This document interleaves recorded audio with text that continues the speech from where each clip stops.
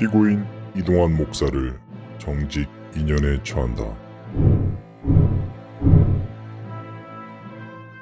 어떻게 사람을 축복하게 죄가 됩니까? 목사님, 감독님!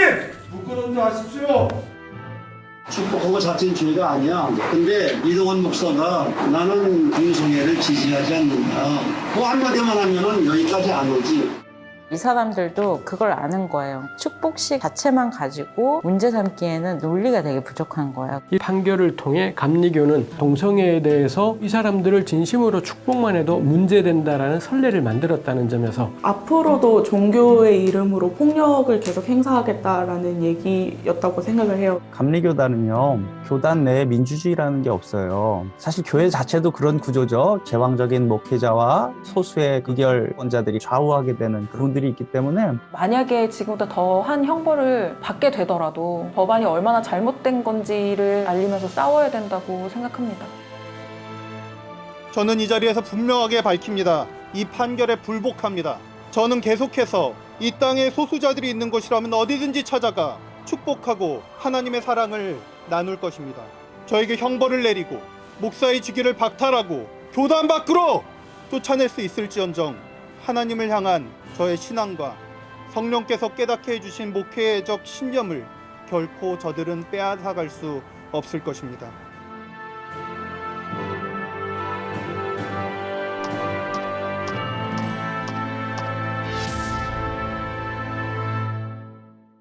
목회자가 누구를 축복했다라는 부분이 죄가 될 수 없다고 당연히 생각했는데 2년이면은 저희 감리교회에서 줄 수 있는 정직으로서는 최고 형량이거든요. 축복식에 참석한 건으로 고발이 된 부분이거든요. 축복한 행위에 죄가 없으면 무죄 판결을 내려야지. 그 후에 있는 어떤 인터뷰 이런 것들을 가지고 이 사람의 사상을 보니 동성애 지지다 이렇게 보거든요. 인천 큐어문화축제에 가서 축복식을 한 행위만 가지고는 처벌하고 막 무슨 중징계를 내리기에는 좀 명분이 없다라고 느끼지 않았을까. 이동환 목사가 자격심사위원회에 불려다니면서 어떤 질문을 받았는지 종종 얘기를 들었는데 이런 얘기를 들었더라고요. 이제 내 교회 교인이 성소수자라고 했을 때 성경에 보면 이 대목에서 동성애가 죄라는 걸 알고 있냐라는 걸 쫙 설명해주고 죄에서 돌이켜야 된다라고 목회를 했느냐 안 했느냐 이걸 질문하는 거예요. 그렇게 하지 않았습니다 라고 얘기하니까 그러니까 잘못된 거다 이런 얘기들을 하더라고요. 그 선배 목사들이 목회자가 실제로 목회 현장에서 당신의 존재 자체는 죄입니다 라고 말하면 그 사람은 큰 상처를 받고 실족하지 돌이켜서 이성애자가 될 수 있을까요? 이거는 목회를 정말 1도 모르는 얘기라고 생각하고 선배 목사님들이 목회를 안 해본 사람들이 아닐 텐데 왜 그렇게 말도 안 되는 얘기를 했을까 싶어서 화가 많이 났습니다. 정직 2년이라고 딱 들었을 때는 이거는 너무한 거다. 죄송스럽기도 했었고 화가 나기도 하고 그랬었죠. 되게 많은 감정들이 교차했었는데 사실 여러 가지 의견을 다 묵살하고 찬성이냐 반대냐 이 두 가지만 가지고 이야기를 하고 있었다라는 거는 되게 폭력적인 거고 그 폭력 안에서 선택해야 되는 것 또한 하나의 폭력인 거잖아요. 그래서 그런 것들을 우리는 계속 해왔었고 앞으로도 계속 할 거다라는 메시지라고 생각을 했었어요. 이 법을 만들고 집행하신 분께 묻고 싶은 게 그거거든요. 그러니까 축복이 죄가 될 수 있는가. 성경 어디에도 사람 가려가면서 축복하라는 말씀은 없었거든요. 제가 알고 있는 예수님은 죄인들의 친구였고 이웃을 내 몸과 같이 사랑하라고 하셨는데 교회가 오히려 축복할 수 있는 권리를 빼앗았다는 데에 대해서 굉장히 심각한 신앙적 침해라고 생각을 하고 있습니다. 성경은 항상 그 시대 속에서 표현되는 것이 있는데 그 시대를 모르다 보니 교회가 정말 누가 됐더라도 비웃음을 사게 되는 일을 하나님의 말씀이랍시고 하게 된다 싶어요. 개신교의 끔찍한 게 걸핏하면 전투적 자세입니다. 목숨 걸고 하는. 그러다 보니 반동성애에 자기 전부를 걸겠다라는 사람들이 곳곳마다 생겨나고 있습니다. 이런 목표가 하나 생기면 이제 신앙의 열심도 생기고요. 우리 늘 그렇지 않습니까? 이 개신교인이 단기 선교를 열심히 가는 것도 그런 현장, 격렬함들이 뜨겁게 하는 게 있으니 요즘 세상에 뜨거운 게 없으니 이런 걸로 뜨거운 남을 박살내고 색출하는 걸로 뜨거움을 발휘할 것 같은 그 개신교 교회의 전투성이 이런 데서 드러나게 될 것 같고 전 한동안 이 일이 자행이 될 것 같습니다. 그렇지만 이런 뒤떨어진 행동으로는 저는 흐름을 바꿀 수는 없을 거다 싶어요. 심사위원장이 신문을 하실 때 동성애자에 대해서 존중하는 거냐 아니면 지지하는 거냐 이렇게 물어봤던 기억이 나고, 성소수자를 포함해서 이 땅의 모든 소수자들의 인권은 다 존중받아야 된다 그렇게 대답을 했어요. 저는 그 생각이 지금도 변함없고요. 사실은 목사이기 때문에 더 이들과 함께 울고 웃고 축복하고 이런 일들을 오히려 목사가 너무 해야 되는 일이다. 최근에 그런 연락을 받았더라고요. 저는 성소수자 당사자이다. 근데 이동환 목사님, 축복해 주셔서 감사합니다. 그런 연락을 축복받는다는 거 기독교인들 그냥 매주 받는 거예요. 근데 성소수자라고 축복받을 수 있다는 그 자체가 이례적인 일이고, 목사가 출교와 면직을 각오해야 되는 일이라는 게 너무나 기가 막힌 일이라고 생각하고, 성소수자들도 교단의 잘못된 행보에 저항하는 목사가 있구나, 저항하는 그리스도인들이 있구나 라는 거에 힘을 얻었으면 좋겠다고 생각합니다.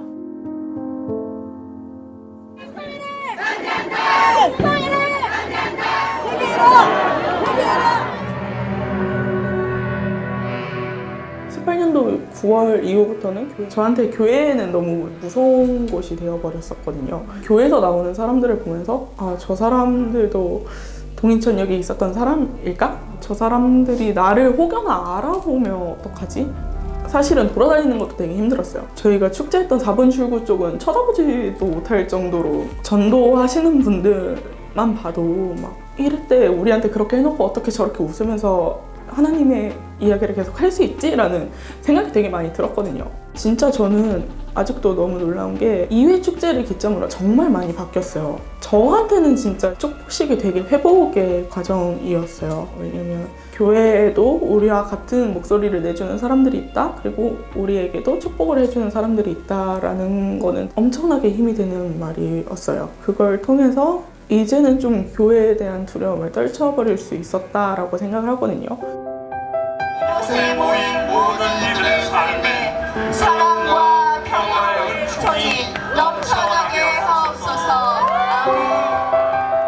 와서 보셨으면 이게 선교의 목적이 될 수도 있겠다라는 생각을 하셨을 거라고 생각을 해요. 더할 나위 없이 즐겁고 행복하고, 저도 하나님의 존재를 약간 생각해보게 되었달까? 진짜 너무 홀리했거든요.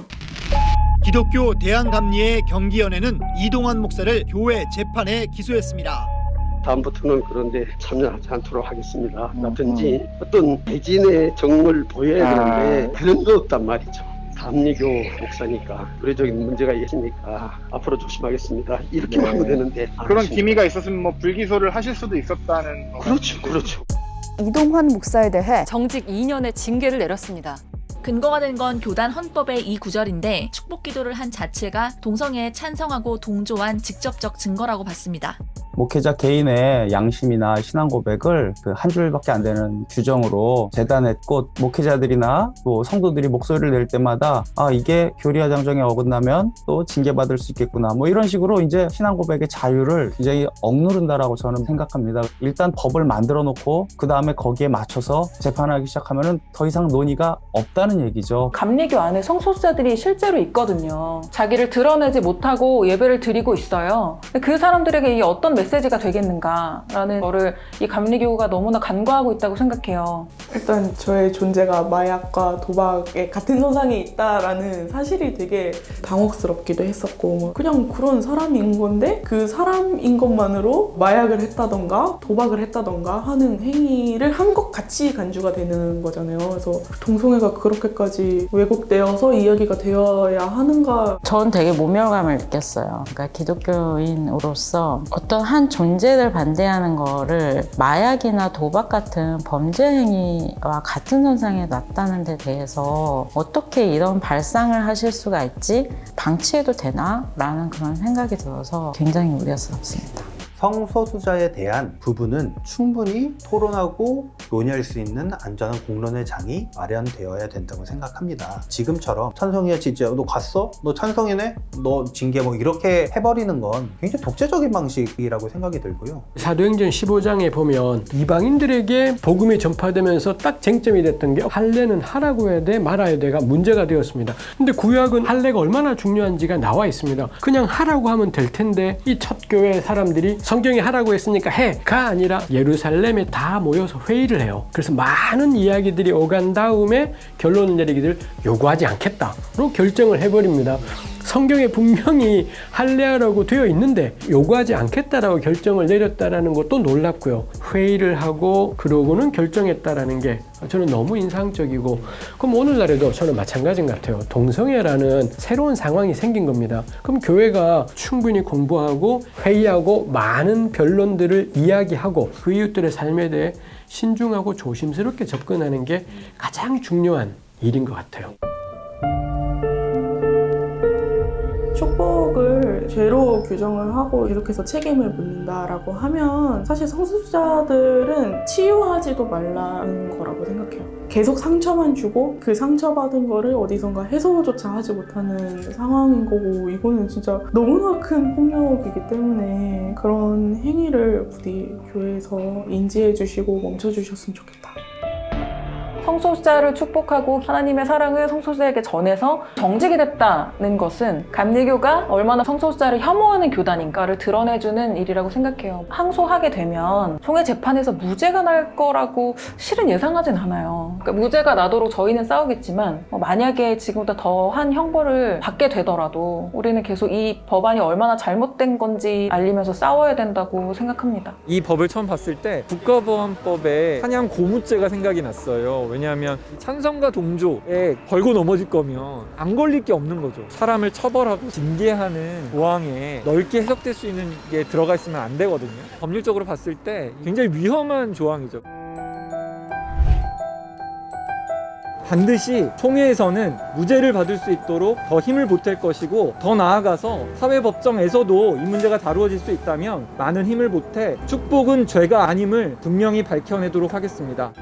한국교회는 계속해서 어떤 적을 상정할 거라는 생각이 들고, 지금으로서는 가장 첨예한 게 동성애와 성소수자 문제이기 때문에 그들의 인권에 대해서 말하려고 하는 사람들, 허위 교수님의 사례도 있죠. 그분은 은퇴하신 분임에도 불구하고 면직 출교 판결이 났고, 김대옥 교수님 같은 분도 한동대에서 그랬고, 임보라 목사님을 이단으로 막 정죄한 사례도 있었고, 장신대 학생들 사례도 있었죠. 그런 맥락 가운데서 이제 저의 재판도 있는 것이고, 그런 어렵고 굉장히 사상 검증을 하고 검열을 하는 이런 시기의 분위기에도 불구하고 자신들의 이름을 내건 사람들이 100명, 200명이 넘어간다는 것, 나도 계속해서 성소수자들을 위해서 축복하겠다라고 말하는 사람들이 또 계속해서 나오고 있다는 것. 만약 감리회가 부조리한 교단법을 근거로 이동환 목사를 징계한다면 다음번 퀴퍼에는 제가 참여할 것입니다. 그 다음 퀴퍼에는 또 다른 목회자가 참여할 것입니다. 우리는 계속해서 성소수자들을 축복하고 환대할 것이며 기꺼이 징계를 당할 것입니다. 그리고 전 사회적으로 또 교계 내에서도 수많은 공분들이 지금 일어나고 있다는 것, 이런 것들을 보면 그래도 아직은 우리 교계에 희망이 있지 않는가, 그런 생각도 한편 하게 됩니다.